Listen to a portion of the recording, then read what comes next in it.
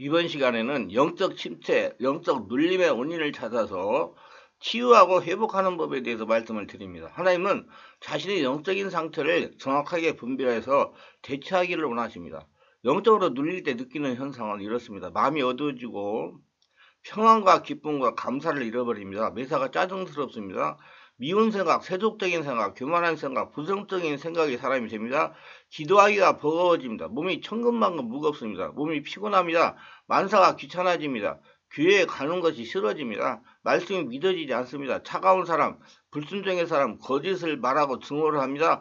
기도를 하면 조금 시원해진 것 같은데 돌아서면 똑같은 현상이 일어납니다. 이런 사람은 본인이 인정하고 성령으로 세례를 받고 내적 치유하며 축사하면 정상으로 돌아옵니다.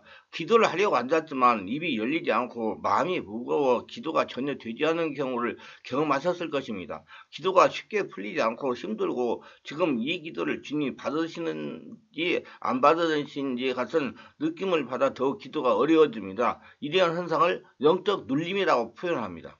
이 현상은 영적 침체와 비슷한 거지만 영적 침체는 영적 눌림의 현상이 해결되지 않고 계속되는 경우에 생기는 것입니다. 그리고 영적 눌림은 영적 침체의 가벼운 증상이라고 생각할 수가 있겠습니다.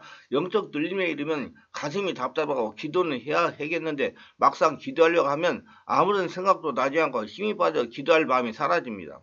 기도는 해야 되겠는데 기도할 기분이 들지 않아 몇 분이 지나서 5분도 안 돼서 다리를 일어서게 됩니다. 반대로 기도는 되는데 돌아서면 똑같은 현상이 반복되기도 합니다. 상처를 나여 영의 만족을 누리지 못한 것입니다.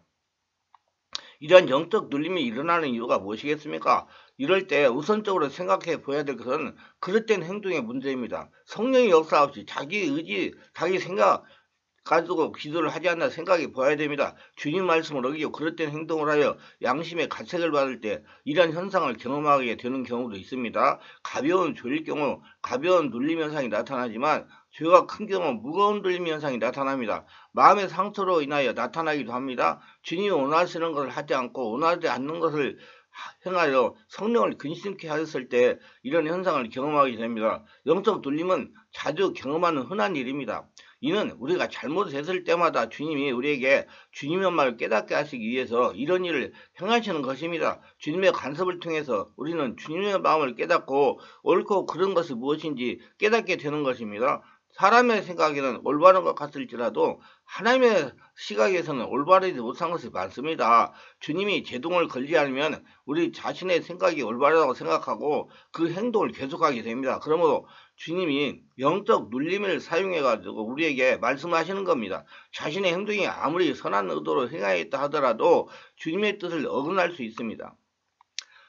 이런 사실들을 일일이 점검받음으로써 우리는 주님의 마음을 더 가까이 다가가게 되는 것입니다. 그리고 주님의 시각에서 사물을 보고 행동하게 되는 것입니다. 주님의 형상으로 바꿔지는 것이지요. 영적 눌림의 현상은 자신의 행동을 살펴보고 교정을 하라고 보내는 신호입니다. 그렇기 때문에 그런 행동을 보고 알았으면 교정을 하려고 노력을 해야 됩니다. 이를 무시하고 교정하지 않으면 서서히 영적 침체에 빠지게 됩니다. 영적 침체는 질병입니다. 그러므로 치유하기가 쉽지 않습니다. 영적 눌림이 영적 침체로 가기 전에 주님 안에서 교정을 받아야 됩니다. 기도가 되지 않는다고 해서 자리를 일어나는 것은 오히려 성령을 근심케 하며 주님을 실망시키는 일이 된다는 사실을 기억하시기를 바랍니다. 이런 경우 억지로 기도하려고 하지 말고 조용히 묵상하세요. 기도를 시작하면 먼저 말부터 하려고 하는 사람들이 있습니다. 찬양부터 하시고 숨을 들이쉬고 내뿜고 주여를 하세요. 주여를 하세요. 주변 환경 때문에 소리내어 찬양하기가 어려운 거 주여 하기가 어려운 사람들은 굳이 소리내 할 필요가 없습니다. 그냥 숨을 들이쉬고 내뿜고 들이쉬고 내뿜고 조용한 마음속으로 찬양을 하시고 또 숨을 들이쉬고 내뿜으면서 방언으로 기도하십시오. 그래도 마음이 답답하다면 교회로 가세요. 그리고 마음껏 소리내어 찬양하시고 마음껏 소리내어 주님을 부르십시오.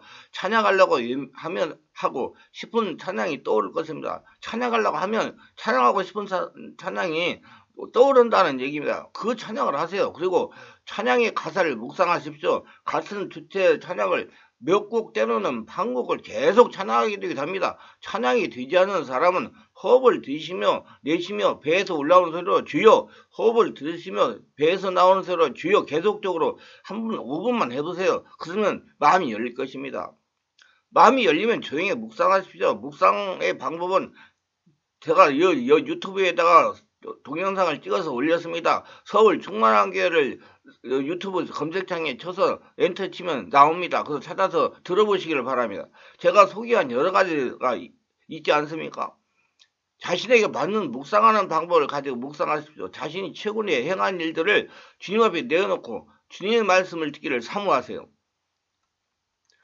그러면 어떤 일이 생각나고 또 그 일의 어떤 부분에서 주님의 뜻을 어긋나는지 알게 됩니다. 이는 자연적으로 알게 되는 것입니다. 자연스럽게 떠오르는 내용을 마음에 간직하고 기도하기 시작하십시오. 그러면 기도가 자연스럽게 시작되면서 가까워지는 마음이 풀어지고 기도에 힘이 들어가게 됩니다. 기분이 상쾌해지고 억눌렸던 기분이 되살아납니다. 기도가 다시 자연스럽게 이어지고 무겁던 마음이 가벼워집니다. 더 상세한 것은 방언기도 은밀한 신비를 참고하세요. 이렇게 되면 영적 눌림은 사라지는 것입니다. 주님의 가르침을 받아들이게 됩니다. 그 다음부터는 그런 실수를 말해야 되겠습니다. 좌우지간 우리는 자신의 영적 상태를 수시로 분별해가지고 자기관리를 잘 해야 됩니다. 자기관리를 잘하려면 성령이 충만한 신앙생활을 해야 됩니다. 성령으로 충만하기 위하여 성령으로 깊은 기도를 해야 되는 것입니다. 우리 모두 성령으로 충만하여 하나님 원하시는 심령이 되시기를 바랍니다. 자신이 영적으로 눌릴 때 일어나는 현상입니다. 첫째, 믿음이 식어지고 기도가 힘들어지며 교회 봉사가 힘들어집니다. 교회에 나가기 싫어지고 나가더라도 봉사하기가 싫어집니다. 둘째, 성령 은사가 소멸되고 심령이 메말라지며 기도가 막히게 됩니다. 셋째, 감정의 기복이 심하고 변덕이 심해집니다. 넷째, 다른 사람을 무시하고 자기 사랑이 많아집니다. 다섯째, 염려 근심이 많아지고 낙심이 오고 불안을 느낍니다. 밤잠을 자도 설칩니다. 마음이 답답해집니다. 항상 가급합니다. 여섯째, 이기적인 사람으로 되어가고 의심과 질투가 많으며 성격이 날카로워집니다. 흥분을 잘하는 사람이 됩니다. 다른 사람과 툭하면 다툽니다. 상처를 잘 받고 잘 주는 사람이 됩니다. 일곱 번째, 감사가 없어지고 불평과 매사에 험담이 많아집니다.